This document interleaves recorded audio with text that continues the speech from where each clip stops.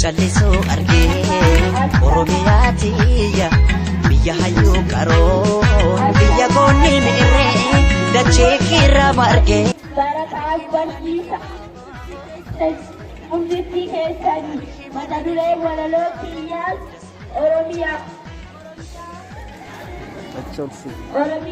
harmee goota wattuu hayyoowwanii handhuura beektoota saba guddaa sabaaf sablammoota handhuura hayyotaa galmee keessummoota madda dhala namaa bu'uura qoroma ta'uu keenya hima lafeen abaabilee handhuura taakilee ga'umsi gootolee burqaa namattiilee kabajamuu qaba har'as ta'e borullee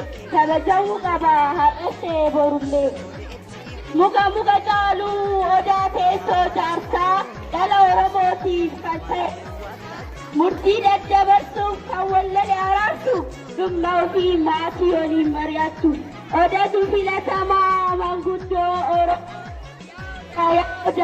odaa oromoodha fakkeenya badhaadhaa mallattoo tokkummaa teessoo abbaa gadaa baay'inni damee isaa akkuma sabni dheerinni umrii isaa ummata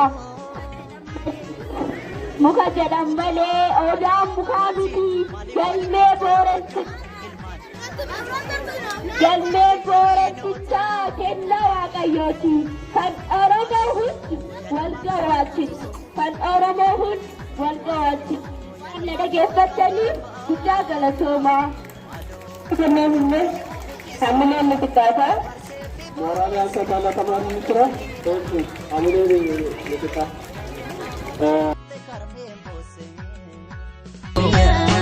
Abaatee wakkatu Oromiyaa akka taakeen gattu Oromiyaa.